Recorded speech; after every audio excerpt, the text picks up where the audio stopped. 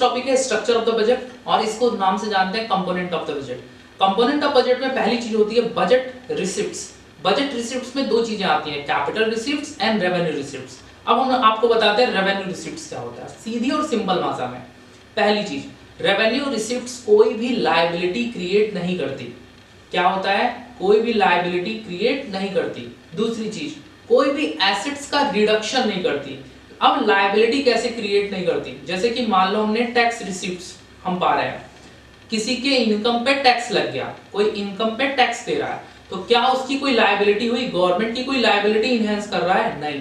और दूसरी चीज, रिडक्शन ऑफ एसेट्स, कोई रिडक्शन ऑफ एसेट्स, एसेट्स को रिड्यूस नहीं करती। बट मान लो गवर्नमेंट ने अपने एयर इंडिया के कुछ शेयर्स को बेच दिया, तो शेयर्स जब बेचा जाएगा तो शेयर इज आल्सो एसेट्स, तो एसेट्स अगर बिकेगा तो हमारा क्या होगा? रिडक्शन ऑफ एसेट्स होगा, एसेट्स हमारा घट जाएगा। बट रेवेन्यू रिसिप्ट्स कोई भी चीज नहीं करती। पहली चीज, क्या लायबिलिटी को क्रिएट नहीं करती, दूसरी चीज रिडक्शन ऑफ एसेट्स नहीं करती। अब हम लोग देखेंगे कि टैक्स रिसिप्ट्स होता क्या है।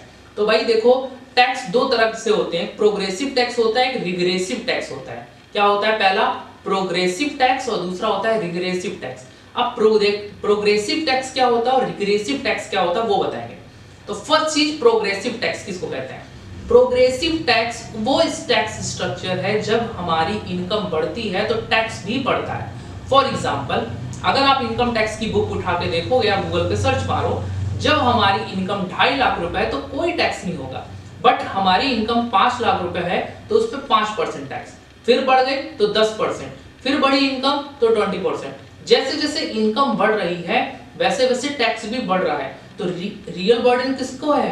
रियल बर्डन यहाँ पे रिच पीपल को आ रहा है, ठीक है, पुअर पीपल को नहीं आ रहा है, क्योंकि जिसकी इनकम कम होगी उसको टैक्स नहीं देना पड़ेगा, या फिर 5 लाख रुपए जिसकी सालाना इनकम होगी उसको टैक्स भरना पड़ेगा।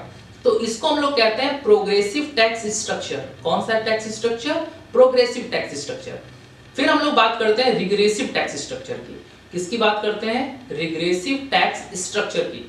रिग्रेसिव टैक्स स्ट्रक्चर में होता क्या है? बेसिकली ये एक ऐसा टैक्स स्ट्रक्चर है जहां पे एक ही पॉइंट ऑफ टैक्स सबको लगता है। जैसे मान लो मेरी इनकम अगर पर मंथ 1 लाख रुपीस है और मैं 10% अगर टैक्स दे रहा हूं, तो दैट मींस कितना टैक्स दे रहा हूं? 10,000 रुपीस मैं टैक्स दे रहा हूं। फिर भी मेरी इनकम 90,000 रुपीस हुई, 90,000 रुपया मेरी इनकम हो गई, ठीक है। तो 90,000 वालों को तो कोई भी दिक्कत नहीं आने वाली है। बट ऐसा सोचो कि जिसकी इनकम 1,000 रुपए हो और उस पर हम लोग 10% अगर काट लें तो 900 रुपए बेचारे के हाथ में आएगा, तो क्या उस पर रियल बर्डन नहीं आएगा? हाँ आएगा। तो इस रिग्रेसिव टैक्स स्ट्रक्चर में रियल बर्डन पुअर पीपल पे होता है, ना कि रिच पीपल पे। रिच पीपल को महंगाई में ज्यादा नुकसान नहीं होता, बट जो पुअर पीपल है जिसके डेली यूजेस में है और जो इसेंशियल कमोडिटीज हैं उनको वो नहीं ले पाएगा, जिससे कि उसको दिक्कत आने वाली है। तो दो तरह का टैक्स स्ट्रक्चर हो गया, प्रोग्रेसिव टैक्स स्ट्रक्चर और रिग्रेसिव टैक्स स्ट्रक्चर। अब हम लोग बात करेंगे कि डायरेक्ट टैक्स और इनडायरेक्ट टैक्स किसको कहते हैं। डायरेक्ट टैक्स और इनडायरेक्ट टैक्स किसको कहते हैं? तो डायरेक्ट टैक्स वो टैक्स होता है जहां पे किसी भी इंडिविजुअल पर्सन पे इम्पोज्ड किया जाए। जैसे कि मान लो अगर मेरे ऊपर डायरेक्टली टैक्स लगता है मेरी इनकम पे, तो वो क्या है? हमारा डायरेक्ट टैक्स है, ठीक है। आपके मम्मी पापा पे कोई ऐसा काम कर रहे हैं जिन पे उन पे रियल बर्डन उन पे आ रहा है, ठीक है, किसी इंडिविजुअल पे आ रहा है, इम्पोज किसी पर्सन पे है, ठीक है। तो उस टैक्स स्ट्रक्चर को डायरेक्ट टैक्स कहते हैं। जैसे कि एग्जांपल क्या है? इनकम टैक्स, वेल्थ टैक्स, ये डायरेक्ट टैक्स का एग्जांपल है। और इनडायरेक्ट टैक्सेस क्या होते हैं? जब रियल बर्डन शिफ्ट हो जाता है एक पर्सन से दूसरे पर्सन की तरफ। जैसे कि पहले हम लोग का टैक्स होता था ना वैट, अब उसको चेंज करके एक ही टैक्स हो गया GST. GST is indirect tax, जहां पे रियल बर्डन शिफ्ट होता रहता है। क्या होता रहता है? शिफ्ट होता रहता है। तो हम लोगों ने डायरेक्ट टैक्स पढ़ा और इनडायरेक्ट टैक्स पढ़ा। अब हम लोग पढ़ेंगे नॉन टैक्स रिसिप्ट्स। हम लोग बात करते हैं नॉन टैक्स रिसिप्ट्स की। नॉन टैक्स रिसिप्ट में पहला पॉइंट होता है फीस। फीस में बेसिकली होता क्या है? जैसे land registration fees, birth registration fees, death registration fees, इन सब में फीस पे करनी होती है हमको गवर्नमेंट को। दूसरी चीज होती है फाइन्स। फाइन्स उन लोगों के लिए होता है बेसिकली जो लॉ को तोड़ते हैं।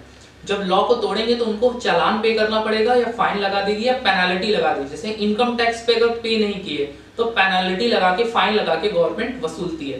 तीसरी चीज हो गई इस चीट। इस चीट वो लोग होते हैं जो अपनी प्रॉपर्टी को छोड़ देते हैं विदाउट द लीगल हेयर या विदाउट द एग्जीक्यूटर, अपने प्रतिनिधित्व नहीं रहता, उत्तराधिकारी नहीं रहता है, उसको छोड़ के उस प्रॉपर्टी को छोड़ के इस दुनिया से चले जाते हैं। तो ऐसे लोगों की प्रॉपर्टी को गवर्नमेंट अंडरटेक कर लेती है, उसको हम लोग कहते हैं चीट। चौथा पॉइंट है हमारा स्पेशल असेसमेंट। स्पेशल असेसमेंट में होता क्या है बेसिकली कि ऐसी एरिया में हमारा घर है, ऐसी एरिया में हमारा बिल्डिंग बनी हुई है जहाँ की म्युनिसिपल वैल्यू बढ़ती रहती है, जैसे कि कोई कंस्ट्रक्शन का वर्क वहां पे ज्यादा हो रहा है या फिर वहां पे कोई लैंडमार्क है, तो ऐसी जगह पे डेवलपमेंट चार्जेस लेती है गवर्नमेंट, तो स्पेशल असेसमेंट उसको हम लोग कहते हैं।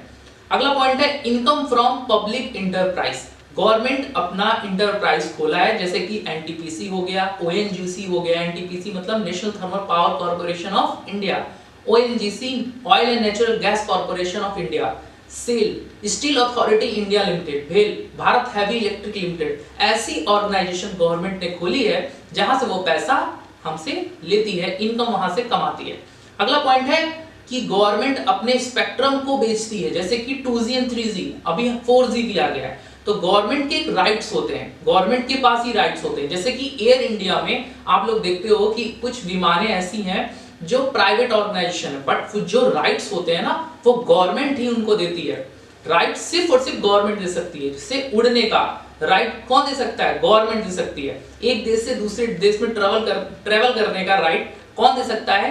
गवर्नमेंट दे सकती है, और कोई नहीं दे सकता। उसी तरह से स्पेक्ट्रम बेसिकली राइट्स होते हैं, लाइसेंस होते हैं जिसको कोई कंपनी खरीदती है और उस पर बिजनेस करती है। और लास्ट हमारा टॉपिक है ग्रांट एंड डोनेशन। क्या है? Grant and donation. डोनेशन में गवर्नमेंट को अलग अलग लोग डोनेशन करके नॉन टैक्स रिसीप्ट्स को दे सकते हैं। तो बेसिकली हमारा रेवेन्यू रिसीप्ट्स खत्म हो गया। हमने तुमको हर एक एक्सपेक्ट से बता दिया रेवेन्यू रिसीप्ट्स क्या होता है। अगले वीडियो में मैं तुमको गवर्नमेंट बजट का एक नेक्स्ट टॉपिक बता के गवर्नमेंट बजट चैप्टर खत्म कर दूंगा। Till then thank you, bye bye.